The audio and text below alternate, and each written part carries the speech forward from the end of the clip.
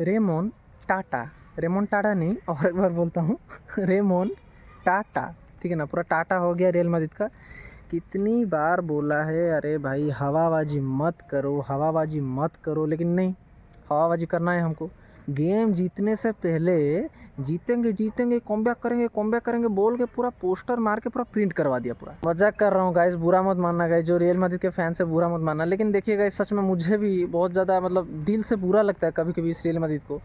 बुरा इसलिए नहीं लगता कि हार गए ये गए, हारना जीतना तो मतलब ऐसा लगा रहता है, हारना जीतना, आज हारेंगे कल जीतेंगे, ऐसा कोई बात नहीं है। लेकिन बुरा इसलिए लगता है, इतना स्टार स्टडेड टीम कि मतलब कौन से स्टार ऐसे नहीं है। ये जो रियल मैड्रिड टीम है, मुझे वो 2022 का जो पीएसजी टीम था, जो मेसी जब ट्रांसफर होकर गया था बार्सिलोना से पीएसजी, तो उसका याद दिलाता है मुझे।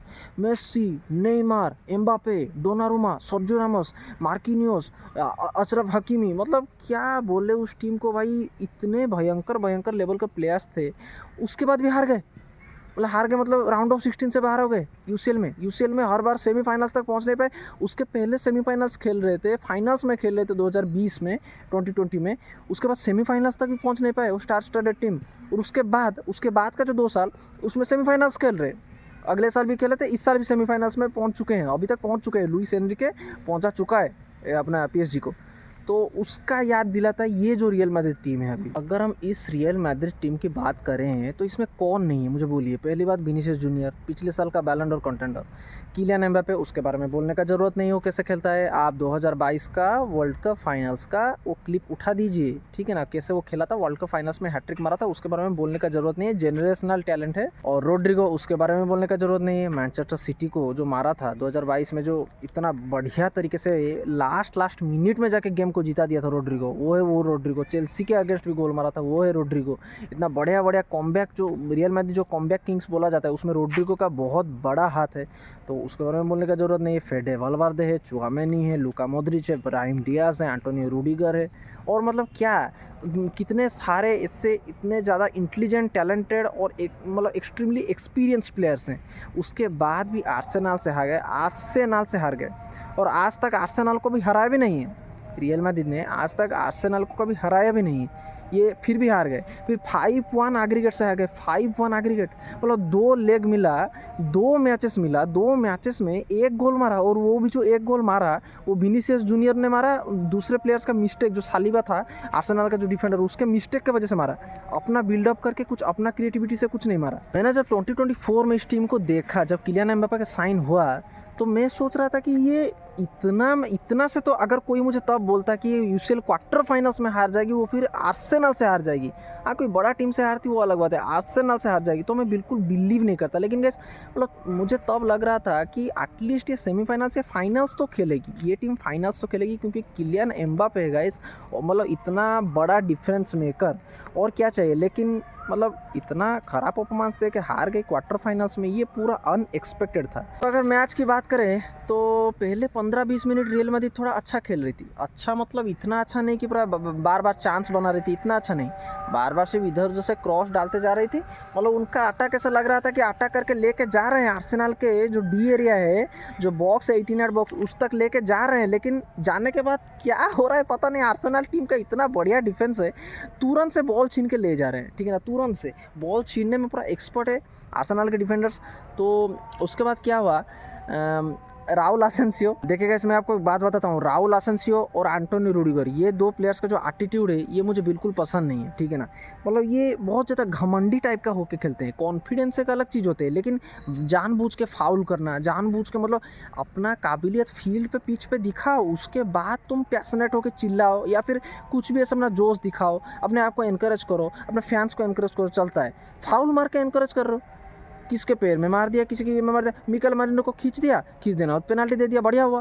पेनल्टी दिया जो, तो बुकायो साका भी गधा है, मतलब तुम इतना गधा आदमी बुकायो साका, बढ़िया खेला, मतलब man of the match performance दिया, कितना सुंदर खेला, लेकिन तुम थियाबो कोर्टुआ को तू मारेगा पैनन का, पैनन का मारेगा कोर्टवा को, इतना लंबा चौड़ा आदमी, नॉर्मल पेनल्टी है उसको सेव कर देगा। और वो तुम कैसे सोच सकते हो कि वो पैनन का पेनल्टी सेव नहीं कर पाएगा? पैनन का पेनल्टी तो ईजी, पूरा बहुत ज़्यादा ईजी होगा उसके लिए सेव करना।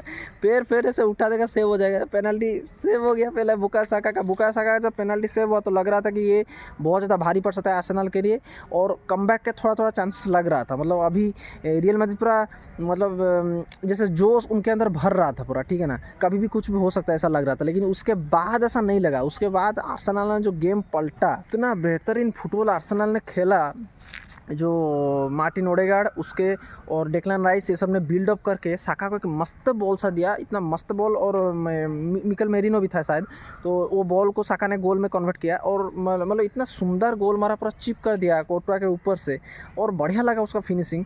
और जो गोल मारा उसने, गोल मार के प्रूव कर दिया बर्नाबो पे जाके कि वो एक वर्ल्ड क्लास प्लेयर्स थे। क्योंकि एक्चुअली देखिए रियल मैड्रिड के जो मतलब सपोर्टर्स थे वो साका को इतना सीरियसली ले नहीं रहे थे, क्योंकि वो बोल रहे थे हमारे पास तो विनीसियस जूनियर है, हमारे पास तो किलियन एम्बापे है, हमारे पास तो रोड्रिगो है, ये इतना बड़े बड़े अटैकर्स है, तो ये साका वाका को कौन पूछता है। लेकिन देखिएगा साका ने इतना सुंदर गोल मारा। अगर आपके पास इतना ही बड़े अटैकर्स है लेकिन सिस्टम नहीं है, फुटबॉल खिलाने का टैक्टिकल सिस्टम नहीं, तो सिस्टम नहीं है तो गोल्स कैसे आएगा, ठीक है ना। साका ने एक मस्त गोल मारा।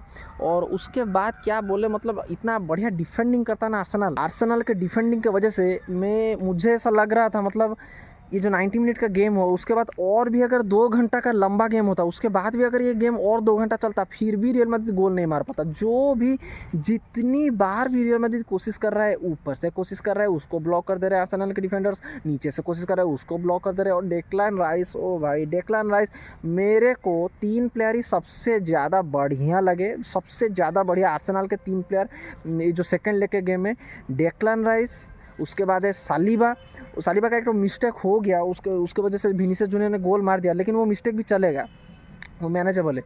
डेक्लन राइस, सालिबा, और उसके बाद मुझे अच्छा लगा और एक तो कौन सा प्लेयर था, मार्टिनेली। ये 3 प्लेयर मुझे सबसे बढ़िया लगेगा इस, मतलब ये आगे भी दौड़ रहे थे, पीछे भी दौड़ रहे थे, बॉल छीन के ला भी रहे थे दूसरी टीम से, और अटैकिंग में भी हेल्प कर रहे थे। मतलब इतने सुंदर प्लेयर्स ने मिकेल आर्टेटा ने इतना बढ़िया सिखाया है ना अपने टीम को, इतना बढ़िया मतलब टैक्टिकल अंडरस्टैंडिंग दिया है फुटबॉल का। मिकेल आर्टेटा ने कोई भी चांस नहीं छोड़ा है रियल मैड्रिड को हराने के लिए, उतना सारा ट्रेनिंग दिया है। उनका गेम में पूरा झलक रहा था कि वो पहले से ही रियल मैड्रिड के गेम को पूरा समझ के आए थे कि कैसे उनके अटैकर्स को ब्लॉक करना है। सालिबा के मिस्टेक की वजह से विनीसियस जूनियर ने एक तो गोल मार दिया। विनीसियस जूनियर ने जो गोल मार दिया उसके बाद मतलब ऐसा लग रहा था, किसी को लग रहा होगा, मुझे तो नहीं लग रहा था, लेकिन किसी को ऐसे लग रहा होगा कि कमबैक होगा, नहीं कि मुझे नहीं लग रहा था, लेकिन फिर भी खेल रहे थे थोड़ा, लेकिन क्या बोले, मतलब मार्टिनेली ने 93rd मिनट में फिर गोल मार दिया, पूरा 5-1 एग्रीगेट हो गया। उसके बाद बीच में आए थे हमारा 60 मिनट ना, और भी कितना लास्ट मिनट तरफ, मुझे याद नहीं आ रहा इतना ज़्यादा कौन सा मिनट में, मोद्रिच आया, इब्राहिम डियाज आया, एंड्रिक आया, ये सब प्लेयर्स आए। ये सब प्लेयर जब आए तो लग रहा था कि कुछ अच्छा होगा, लेकिन इतना ज़्यादा कुछ डिफरेंस क्रिएट नहीं कर पाए, ठीक है ना, क्योंकि आर्सेनल का डिफेंडिंग बहुत ज़्यादा स्ट्रॉन्ग था। और उसके बाद क्या, आर्सेनल ये गेम जीत गए और सेमीफाइनल्स में आर्सेनल जा चुके हैं। आर्सेनल का सेमीफाइनल्स में मुकाबला होगा इसके साथ, किसके साथ, PSG के साथ मुकाबला होगा।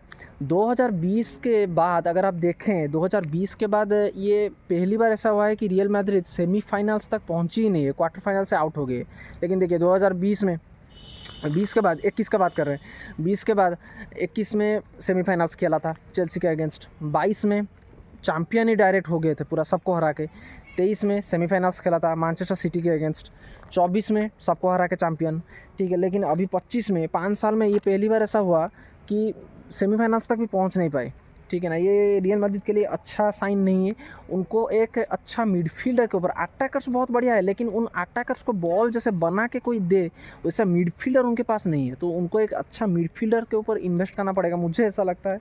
एक अच्छा मिडफील्डर के ऊपर अगर वो इन्वेस्ट करते हैं तो शायद वो आगे जाके जो एम्बापे, विनीसियस जूनियर, रोड्रिगो, ये सब बड़े बड़े अटैकर्स हैं, उनको मतलब बिल्डअप प्ले हो नहीं पा रहा है, उनको एक तो अच्छा बॉल कोई दे नहीं पा रहा है कि जो उसको गोल में कन्वर्ट करे, जैसे कि बार्सिलोना में पेड्री करता है, कभी कभी लामिन यामाल भी करता है, ये सब बढ़िया बढ़िया, कुबार्सी इतना बढ़िया बॉल प्ले करता है, इतना सुंदर लगता है उसका बॉल, फ्रैंक कासाडो, तो ये सब इतना बड़े बड़े बॉल प्ले करते, तो वैसा एक तो मतलब डिफेंस स्प्लिटिंग बॉल जो प्ले करेगा, जो पास प्ले करेगा, जो मतलब गोल में कन्वर्ट होने का बहुत ज़्यादा हाई चांसेस रहेगा। टोनी क्रूज जैसे करता था। बेसिकली मैं टोनी क्रूज का रिप्लेसमेंट के बारे में बात कर रहा हूँ। टोनी क्रूज को रिप्लेस करने जैसा, मतलब टोनी क्रूज को तो रिप्लेस नहीं किया जा सकता। बेसिकली वो लेजेंड है, seriously absolute legend of the game, real Madrid legend. लेकिन टोनी क्रूज जैसा एक तो प्लेयर चाहिए जो कि डिफेंस स्प्लिटिंग पास, मतलब आपने देखा होगा बायर्न के अगेंस्ट अगले साल वो यही यूसीएल में इतना सुंदर पास दिया था विनीसियस जूनियर को, ठीक है ना, जो गोल मारा था।